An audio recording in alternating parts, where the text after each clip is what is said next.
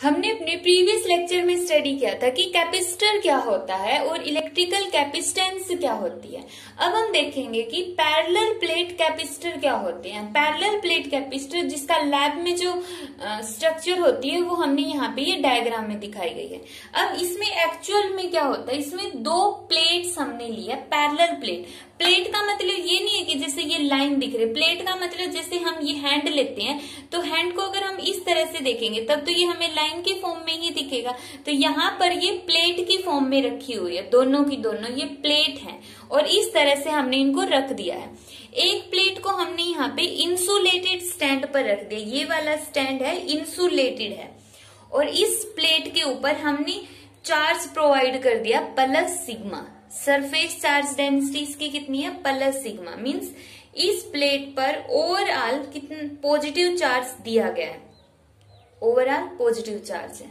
अब इसके with respect to यहाँ पर कौन सा चार्ज इंड्यूस होगा, negative by induction.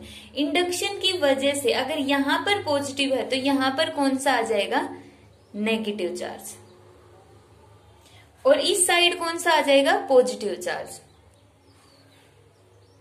Positive charge इस साइड पॉजिटिव, क्या नेगेटिव आने का मतलब क्या है कि इस प्लेट में जो यहाँ पर प्लेट रखी हुई यहां से इलेक्ट्रॉन निकलकर इस साइड आ गए हैं। अब यहां से इलेक्ट्रॉन अगर इस साइड आएंगे, इलेक्ट्रॉन पर चार्ज कैसा होता है, नेगेटिव। तो इलेक्ट्रॉन यहाँ पर इकट्ठा हो गए तो यहाँ पे चार्ज आ गया नेगेटिव, और यहां से इलेक्ट्रॉन गए हैं तो इस साइड कौन सा चार्ज आ गया, पॉजिटिव। अब इस साइड को हम अर्थ कर देंगे, अर्थ के अंदर हमने कनेक्ट कर दिया। अर्थ से कनेक्ट करेंगे तो ये सारा का सारा पॉजिटिव चार्ज कहाँ पर चला गया, अब ग्राउंड में चला गया। अब क्या बच गया, सिर्फ यहाँ पर नेगेटिव चार्ज बच गया है। और इसकी डेंसिटी कितनी है, सरफेस चार्ज डेंसिटी कितनी हो गई, माइनस सिग्मा। इसकी तो है प्लस सिग्मा और यहाँ पर है माइनस सिग्मा। अब यहाँ पे इलेक्ट्रिक फील्ड की डायरेक्शन कहां से कहां तक होगी, पॉजिटिव टू नेगेटिव। तो ये हो गई प्लेट के अंदर इलेक्ट्रिक फील्ड की डायरेक्शन। दोनों प्लेट के बीच के डिस्टेंस को हमने मान लिया स्मॉल डी। ए क्या है, area of plate, A is area of plate, दोनों प्लेट्स का area. Sigma surface charge density, D है distance between plates, distance between plates. अब इनके बीच में, अब जैसे ये दो प्लेट ली है तो इन दोनों प्लेट्स के बीच में क्या होगा, हम मान लेते हैं कि यहाँ पर एयर है, एयर या फिर वैक्यूम। अगर कोई और मीडियम होगा तो क्या होगा, तो उसके लिए हम बाद में स्पेशल केसेस पढ़ते। तो इस स्पेशल केस में, इस वाले केस में हमने मानना है कि बीच में, दोनों प्लेट्स के बीच में या तो एयर है या फिर क्या है, वैक्यूम है। तो अब इस केस में क्या होगा, देखो इलेक्ट्रिक फील्ड की डायरेक्शन हो गई ये वाले। अब हमने अपने प्रीवियस लेक्चर में पढ़ा था कि दो प्लेट्स के ऊपर अगर चार्ज है तो उनकी इलेक्ट्रिक फील्ड हमने कैलकुलेट करी थी इस रीजन में, इसमें और इस रीजन में। तो यहाँ पर हम उसी की हेल्प से निकाल कर देखेंगे तो सिर्फ ये वाला बीच वाला रीजन है, यहाँ पर इलेक्ट्रिक फील्ड बचती है। यहाँ पर इलेक्ट्रिक फील्ड कितनी हो जाएगी, जीरो, और यहाँ पर भी कितनी इलेक्ट्रिक फील्ड हो जाएगी, जीरो। क्यों, क्योंकि यहाँ पे सिग्मा 1 की वैल्यू है प्लस सिग्मा और सिग्मा 2 की वैल्यू है माइनस सिग्मा। जब हम इस इक्वेशन इनके अंदर पुट करके देखेंगे तो यहाँ से हमें पता चलेगा कि सिर्फ ये वाला जो सेकेंड रीजन है यहीं पर इलेक्ट्रिक फील्ड बचती है। अब यहाँ पे इलेक्ट्रिक फील्ड कितनी बचेगी, देखो electric field between two plates का फॉर्मूला क्या होगा, इसका formula E1 minus E2। E1 की value sigma 1 2 epsilon not minus sigma 2 2 epsilon not. यहां से हमने 2 एप्सिलॉन नॉट कॉमन, अंदर क्या बच गया, sigma 1 sigma 2, 1/2 epsilon not. Sigma 1 की जगह पुट करेंगे सिग्मा और सिग्मा 2 की जगह माइनस सिग्मा। एक माइनस पहले से ही है और एक माइनस ये, तो प्लस सिग्मा कितना आ गया, 2 sigma divide by 2 epsilon not. 2 से 2 कैंसिल, इलेक्ट्रिक फील्ड किसके इक्वल आ गया, सिग्मा बाई एप्सिलॉन नॉट। ये आ गई इलेक्ट्रिक फील्ड की वैल्यू इन दोनों के बीच में। अब देखो इलेक्ट्रिक फील्ड है इन दोनों के बीच में इतनी, तो यहां पर पोटेंशियल डिफरेंस कितना होगा, हम लिखेंगे potential difference potential difference between two plates, इन दोनों प्लेट्स के बीच में पोटेंशियल डिफरेंस कितना होगा। देखो हमने अपने प्रीवियस लेक्चर में ये फॉर्मूला पढ़ा था, E is equal to minus dV by dr, means electric field किसके इक्वल होती है, dV का मतलब यहाँ पे जो पोटेंशियल है, डिवाइड बाई dr मतलब दो प्लेट्स के बीच की डिस्टेंस। पोटेंशियल को हमने मान लिया V और डिस्टेंस कितनी है प्लेट्स के बीच में, d, तो V किसके इक्वल आ गया, E मल्टीप्लाई बाई d। तो यहाँ पे V किसके इक्वल आ गया, E मल्टीप्लाई बाई d के इक्वल। अब यहां से हम E की वैल्यू पुट करेंगे, E is equal to sigma by epsilon not और D। देखो वैसे तो ये आ गया पोटेंशियल, अब हमें एग्जैक्ट फॉर्मूला निकालना है। एग्जैक्ट फॉर्मूला मीन्स सबसे पहले सिग्मा की वैल्यू पुट करो। सिग्मा किसके इक्वल होता है, चार्ज डिवाइड बाई उसका एरिया, एरिया को हमने कितना मानना है, A। तो यहाँ पे चार्ज हमने मान लिया कि चार्ज को हम रिप्रेजेंट करते हैं कैपिटल क्यू से। सरफेस चार्ज डेंसिटी है प्लस सिग्मा और माइनस सिग्मा, और चार्ज को हमने रिप्रेजेंट कर दिया क्यू से। तो सिग्मा की जगह हम पुट करेंगे Q by A epsilon not D. ये आ गया हमारे पास पोटेंशियल की वैल्यू। अब ये है क्या, टॉपिक का नाम क्या है, पैरेलल प्लेट कैपेसिटर। टॉपिक है हमारे पास जो पैरेलल प्लेट से बना हुआ कैपेसिटर है, उसने कितने चार्जेस को स्टोर किया, मींस उसकी कैपेसिटी कितनी है। तो निकालनी क्या है, यहाँ पर हमें कैपेसिटी निकालनी। इसकी कैपेसिटी का फॉर्मूला क्या होता है, Q by V. Electrical capacitance means दो प्लेट जब हम पैरेलल में रखेंगे तो उनकी कितनी एबिलिटी होगी चार्ज को स्टोर करने की। तो उस कैपेसिटेंस को हमने क्या नाम दिया, C is equal to Q by V. Q V की वैल्यू पुट करो, क्यू D और ऊपर क्या आएगा, एप्सिलॉन नॉट A। क्यू से क्यू कैंसिल, C की वैल्यू कितनी आएगी, epsilon not A divide by D। ये आ गया इसका इलेक्ट्रिकल कैपेसिटेंस, या फिर हम बोलेंगे पैरेलल प्लेट की कैपेसिटी, कि जो ये कैपेसिटर बनता है वो कितनी चार्जेस को स्टोर करेगा, उसकी कैपेसिटेंस कितनी होगी, epsilon not A divide by D। अब यहाँ पर देखो ये तो एप्सिलॉन नॉट लिखा है क्योंकि हमने माना था एयर और वैक्यूम। अगर यहाँ पर हम एयर और वैक्यूम ना मान के कोई मीडियम कंसीडर कर लेते, कोई भी मीडियम मान लेते, तो इसकी जो इलेक्ट्रिकल परमिएबिलिटी है उसको हम रिप्रेजेंट करते E से, सिंपल इससे एप्सिलॉन से। तो C की वैल्यू क्या आ जाती, epsilon A divide by D। ठीक है, ये आ जाती है। अब इसको थोड़ा सा और डिटेल में पढ़ेंगे हम इसी वाले टॉपिक को, कि जब कोई मीडियम होता है और एयर होती है तो दोनों में डिफरेंस क्या होगा और इसको हम कैसे शॉर्ट आउट करेंगे। तो ये था parallel plate capacitor. Dielectric constant, अब जैसे फोर्स वाले चैप्टर में तो हमने पढ़ लिया कि डाइलेक्ट्रिक कांस्टेंट क्या होता है।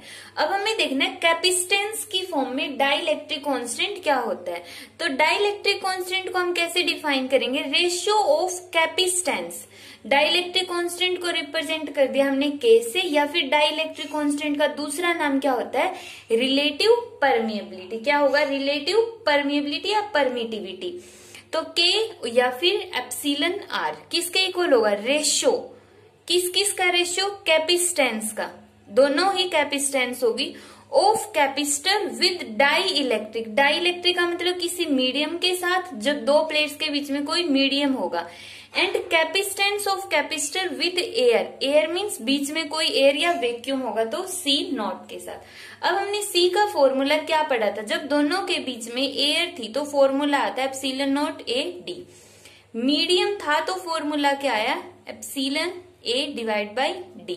दोनों की वैल्यू यहाँ पे पुट करो। वैसे तो ये आ गया कि कैपेसिटेंस की फॉर्म में CM by C not.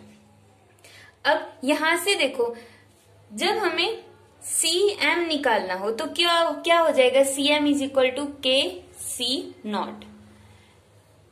Means जैसे हमने एक तो प्लेट ली, जब इनके बीच में एयर होगी, मान लिया उसकी कैपेसिटेंस कितनी है, 2 माइक्रोफैराड है। फिर हमने इसके बीच में मीडियम प्लेस कर दिया, मीडियम, ऐसा मीडियम रख दिया जिसके लिए K की वैल्यू कितनी होगी, 2 ही होगी। के की वैल्यू मान लिया 2 है, तो के की वैल्यू 2 होगी, तो सी एम की वैल्यू कितनी हो जाएगी? के की जगह पुट करो 2, सी नॉट की जगह वैल्यू पुट करो 2, तो कितना आ गया? 4 माइक्रोफैराड। कंक्लूजन क्या निकला यहां से? कंक्लूजन निकलता है कि दो प्लेट्स के बीच में अगर हम एक कंडक्टिंग मटेरियल प्लेस कर देंगे, मींस कोई भी डाई इलेक्ट्रिक स्लैब पुट कर देंगे, तो उस केस में उसकी जो कैपेसिटेंस है, कंडक्टिविटी नहीं कैपेसिटेंस है, वो इंक्रीज हो जाएगी। चार्जेस को स्टोर करने की एबिलिटी क्या हो गई? इंक्रीज हो गई, बढ़ गई। तो यहां से सी एम आता है के सी नॉट के इक्वल। अब इसके ऊपर बेस्ड हम एक न्यूमेरिकल सोल्व कर लेते हैं, उसके बाद ये और भी अच्छे से क्लियर हो जाएगा। देखो न्यूमेरिकल है the capacity of a capacitor, किसी कैपेसिटर की जो कैपेसिटी है सी बिकम्स कितनी हो जाती है? 10 माइक्रोफैराड। कब हो जाती है? When air between the plate is replaced by dielectric slab of K is equal to 2। जब हमने दो प्लेट्स के बीच की एयर को रिमूव करके एक डाई इलेक्ट्रिक स्लैब रख दी है जिसकी वैल्यू होगी 2, तो मीन्स ये कैपेसिटी कब होती है? जब डाई इलेक्ट्रिक स्लैब रखी हुई, तो ये वैल्यू हो गई सी एम की। तो पूछा क्या है? What is the capacitance when air is between plate? तब कैपेसिटेंस कितनी होगी? जब एयर होगी। फॉर्मूला हमें पता है, के का फॉर्मूला क्या होता है? K is equal to C M by C not. C not किसके इक्वल हो जाएगा? सी एम बाई के। सी एम की वैल्यू कितनी है? 10 माइक्रोफैराड और के की वैल्यू कितनी है? 2। तो कितना आंसर आ गया? 5 माइक्रोफैराड। ठीक है, तो ये इस तरह से इसके न्यूमेरिकल पूछे जाएंगे। अब हम एक न्यूमेरिकल इस फॉर्मूले पर बेस्ड और देख लेते हैं। नेक्स्ट न्यूमेरिकल है कैलकुलेट द कैपेसिटेंस। कैपेसिटेंस किसकी निकालनी है? पैरेलल प्लेट कंडेंसर की। पैरेलल प्लेट के अंदर कैपेसिटेंस निकालनी है ऑफ 2 प्लेट्स। दो प्लेट्स दी हुई है 100 सेंटीमीटर क्रॉस 100 सेंटीमीटर ईच। प्रत्येक जो भी प्लेट है उसका एरिया कितना होगा? 100 सेंटीमीटर। 100 सेंटीमीटर का मतलब क्या होगा? 1 metre multiply by 1 metre, means length भी 1 मीटर है और ब्रेथ भी 1 मीटर है, तो एरिया हो गया 1 मीटर स्क्वायर। सेपरेटेड बाय, दोनों प्लेट के बीच की डिस्टेंस कितनी मानी हमने? डी, और डी की वैल्यू दे दी 2 मिलीमीटर। मिलीमीटर को मीटर में कन्वर्ट करो तो 10⁻³ मीटर। ठीक ग्लास सीट उनके बीच में पैरेलल प्लेट्स के बीच में के एक डाइलेक्ट्रिक मीडियम रखा हुआ जिसके लिए के की वैल्यू कितनी है? 4 है। तो कैपेसिटेंस कितनी होगी? देखो सी का फॉर्मूला क्या होगा? मीडियम के अंदर कितना होगा? के सी नॉट। के सी नॉट, के सी नॉट की वैल्यू कितनी थी? Epsilon not a divide by D. यहाँ पे तुम ये भी बोल सकते हो direct epsilon A divide by D, but यहाँ पर हमें एप्सिलॉन की वैल्यू डायरेक्ट नहीं पता, हमें वैल्यू पता है के की, इसलिए हम इसको के की फॉर्म में सॉल्व करते हैं। ठीक है, तो वैसे भी हमें पता है एप्सिलॉन एम किसके इक्वल होता है? Epsilon M is equal to K epsilon not. ये हम अपने फर्स्ट चैप्टर में कूलम्स लॉ जहां पर हमने पढ़ा था वहां पर डाइलेक्ट्रिक कांस्टेंट वाले पार्ट में हम पढ़ चुके हैं। तो यहाँ पे देखो के की वैल्यू कितनी है? 4। एप्सिलॉन नॉट की वैल्यू कितनी है? 8.85 इंटू 10⁻⁻12। ये भी हम फर्स्ट चैप्टर के अंदर पढ़ चुके हैं कि इलेक्ट्रिकल परमिटिविटी की वैल्यू होती इतनी। एरिया होगा 1, डी की वैल्यू होगी 2 इंटू 10⁻³ तो आंसर आ जाएगा 1.77 इंटू 10⁻⁻8 फैराड। तो ये इस तरह से हम पैरेलल प्लेट कैपेसिटर के न्यूमेरिकल को भी सॉल्व कर सकते हैं, सिर्फ फॉर्मूला बेस्ड होगा। क्या उसके अंदर क्या ट्रिक यूज करेंगे? वो या तो वो के की वैल्यू दे देंगे या फिर बोल देंगे एयर के अंदर या बोल देंगे मीडियम के अंदर। बस इन दो फॉर्मूले में कंफ्यूज नहीं होना है। एयर होगी तो इसका फॉर्मूला बनता है ये वाला, और मीडियम होगा तो कैपेसिटेंस का फॉर्मूला बनता है के epsilon not a divide by D. Next topic है कैपेसिटर का, capacitance of A parallel plate capacitor with a conducting slab. अब पैरेलल प्लेट के ये हमने दो कैपेसिटर इस तरह से रखी हुई, दो प्लेट्स पैरेलल में, और उनके बीच में हमने एक कंडक्टिंग स्लैब पुट कर दी है। क्या पुट कर दी हमने? Conducting slab. कंडक्टिंग मीन्स एक मेटल की बनी हुई है, वो कंडक्टिंग मटेरियल है। तो जैसे ही हम एक कंडक्टिंग स्लैब पुट करेंगे और मान लिया कि उस स्लैब की थिकनेस है टी, टी यहां पर लेस देन है डी से, डी है डिस्टेंस बिटवीन टू प्लेट्स, और यहाँ पर पॉजिटिव चार्ज है और यहाँ पर नेगेटिव चार्ज है। दो पैरेलल प्लेट्स हमने रखी है, उस पर एक पर पॉजिटिव चार्ज है, एक पर नेगेटिव चार्ज है। तो पॉजिटिव से नेगेटिव इलेक्ट्रिक फील्ड होगी, पॉजिटिव से नेगेटिव क्या हो गई, इलेक्ट्रिक फील्ड होगी, जिस फील्ड को हमने मान लिया है ई नॉट। तो ई नॉट क्या है यहाँ पर, external electric field. E not क्या है, एक्सटर्नल इलेक्ट्रिक फील्ड। अब देखो ये क्या है, मेटल की बनी हुई स्लैब है, मेटल की बनी हुई स्लैब है मीन्स इसके अंदर क्या होंगे, बहुत सारे फ्री इलेक्ट्रॉन्स होंगे। तो वो फ्री इलेक्ट्रॉन किसकी तरफ जाएंगे, toward the positive end of the conductor, ये पॉजिटिव पार्ट की तरफ। तो सारे के सारे इलेक्ट्रॉन यहाँ पर इकट्ठा हो जाएंगे, यहाँ पर चार्जेस होगा नेगेटिव, और यहाँ से इलेक्ट्रॉन गए तो यहाँ पर कैसा चार्ज आ जाएगा, पॉजिटिव। जैसा हमने कैपेसिटेंस वाले फर्स्ट लेक्चर में स्टडी किया था कि मेटल के अंदर इलेक्ट्रिक फील्ड कितनी होती है, 0। अब देखो क्यों होती है, क्योंकि पोलराइजेशन हो गया। पोलराइजेशन मीन्स पॉजिटिव और नेगेटिव अलग अलग हो गए, सेपरेट हो गए। सेपरेट होने से यहाँ पर क्या बन गई, इलेक्ट्रिक फील्ड बन गई, इलेक्ट्रिक फील्ड जनरेट हो गई इसके अंदर। और इसके अंदर इलेक्ट्रिक फील्ड मान लिया हमने कितनी जनरेट हुई है, ईपी। ईपी इसके अंदर इलेक्ट्रिक फील्ड जनरेट हुई है, electric field due to polarisation. EP is electric field due to polarisation. अब पोलराइजेशन की वजह से जो ये इलेक्ट्रिक फील्ड हुई है वो किसके इक्वल होगी, एक्सटर्नल इलेक्ट्रिक फील्ड के इक्वल होगी। सो इसीलिए मेटल के अंदर नेट इलेक्ट्रिक फील्ड कितनी आ गई, 0।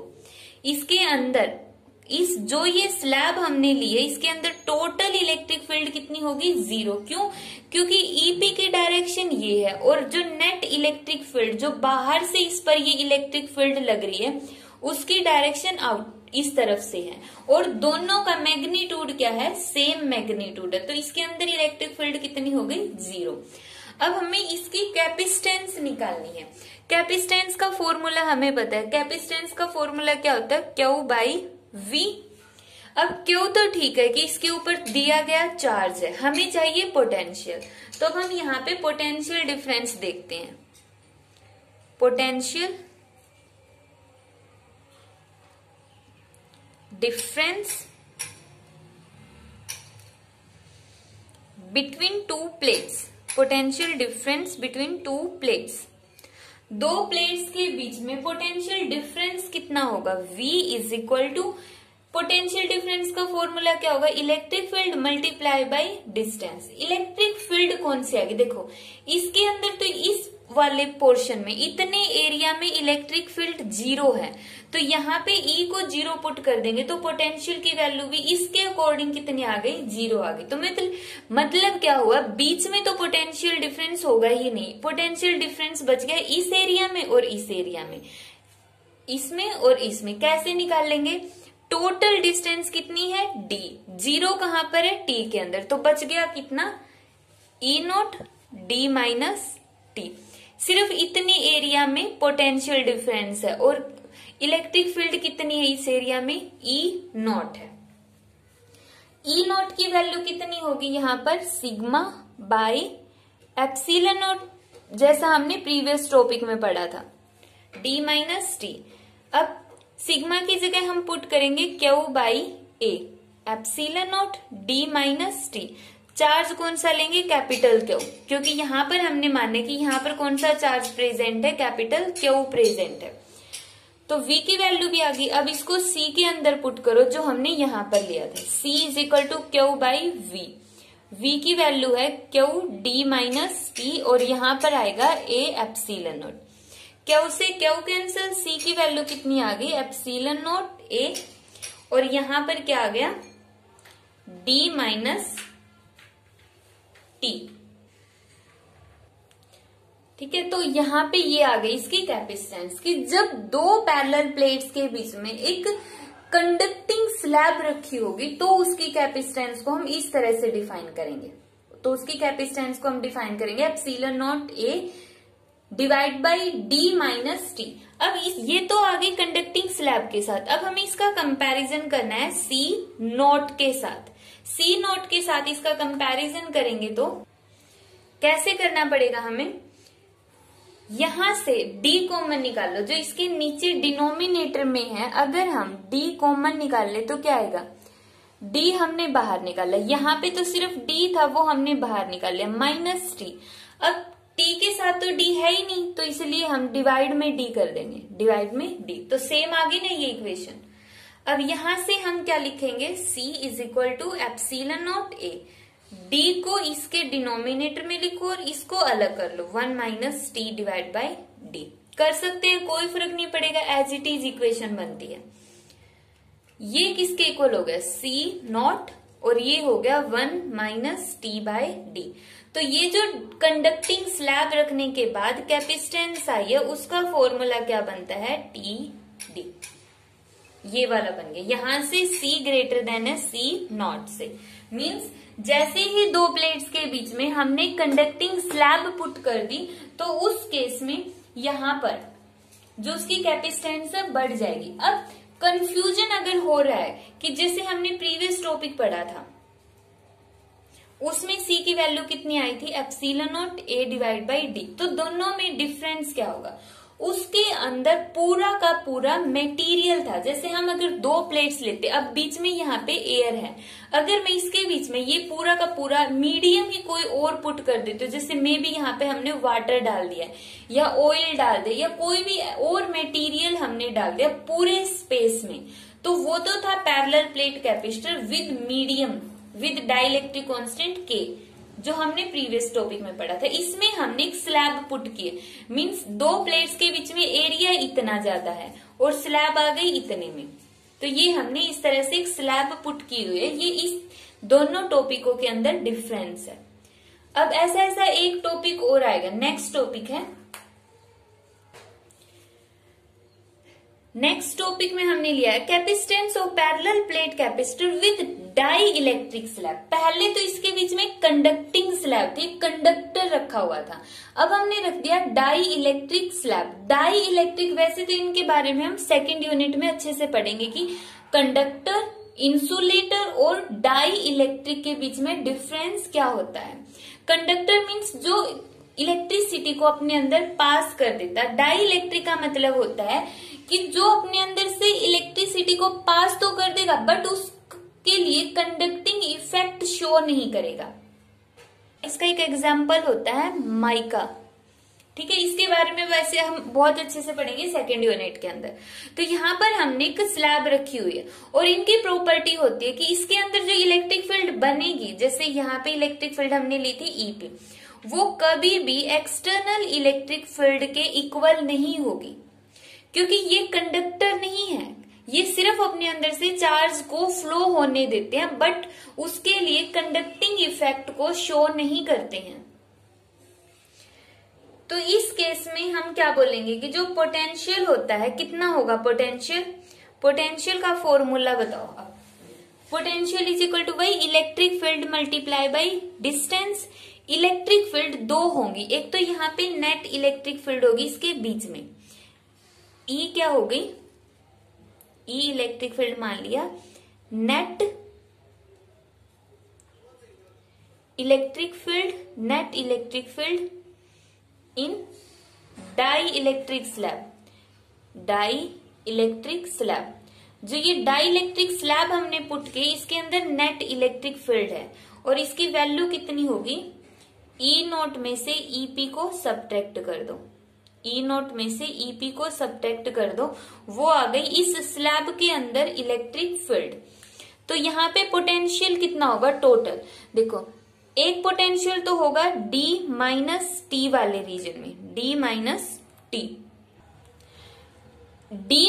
टी वाले रीजन में कितनी इलेक्ट्रिक फील्ड है यहाँ पर, ई नॉट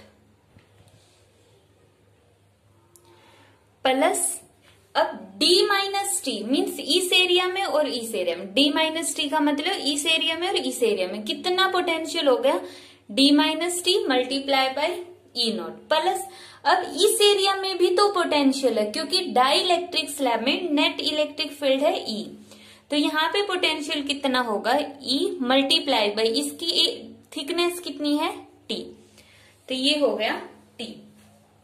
अब यहाँ पे इसको हम आगे सोल्व करते हैं, D minus T E not plus, अब इस E की वैल्यू कितनी होगी हमें पता है, अगर ये हमें एक डाई इलेक्ट्रिक स्लैब दी गई है तो इसका मतलब यहाँ पे K की वैल्यू दी होगी, तो E को हमें K की फॉर्म में एक्सप्लेन करना है। K का फॉर्मूला क्या हो जाएगा E नॉट बाई E, क्यों, क्योंकि K का फॉर्मूला क्या होता है F नॉट बाई F होता है, तो यहां से E किसके इक्वल आ गया, E is equal to E not by K, तो E की जगह पुट करो E not by K T. ये फॉर्मूला भी हम अपने प्रीवियस लेक्चर्स में स्टडी कर चुके हैं, तो ये आ गई V की वैल्यू। यहां से क्या चीज कॉमन निकल रही है, E नॉट कॉमन निकल रही है, निकाल दो।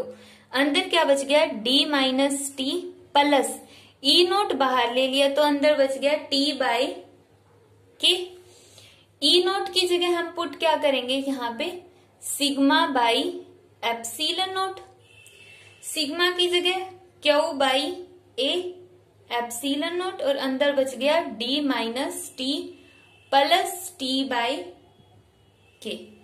ये आ गया हमारे पास पोटेंशियल की वैल्यू। निकालना क्या होता है हमें C का फॉर्मूला क्या आ गया Q बाई V की value as it is put करो D minus T plus T by K, और जो डिवाइड में है, डिवाइड में क्या है A एप्सिलॉन नॉट, तो A एप्सिलॉन नॉट ऊपर Q से Q कैंसिल, तो C की वैल्यू कितनी आ गई epsilon not A D minus T plus T by के।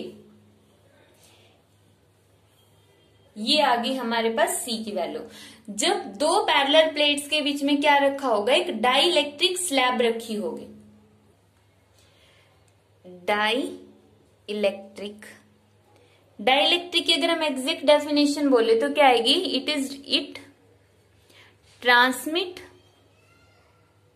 It transmit electric effect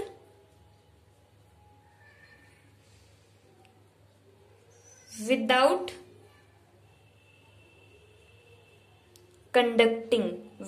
conducting, और इसके अंदर इलेक्ट्रिक फील्ड, जो नेट इलेक्ट्रिक फील्ड है वो कभी भी जीरो नहीं होगी।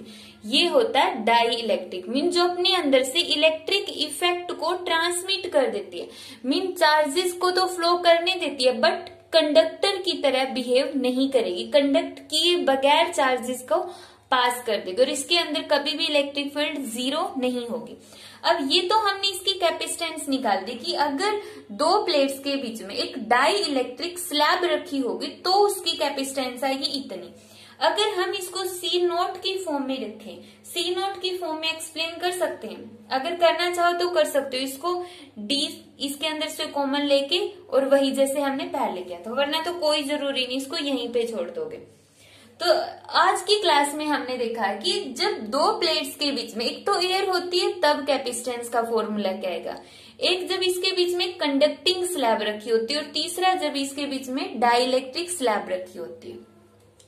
नेक्स्ट लेक्चर में हम देखेंगे कि कैपेसिटर को हम सीरीज या पैरेलल में कैसे लगाते हैं।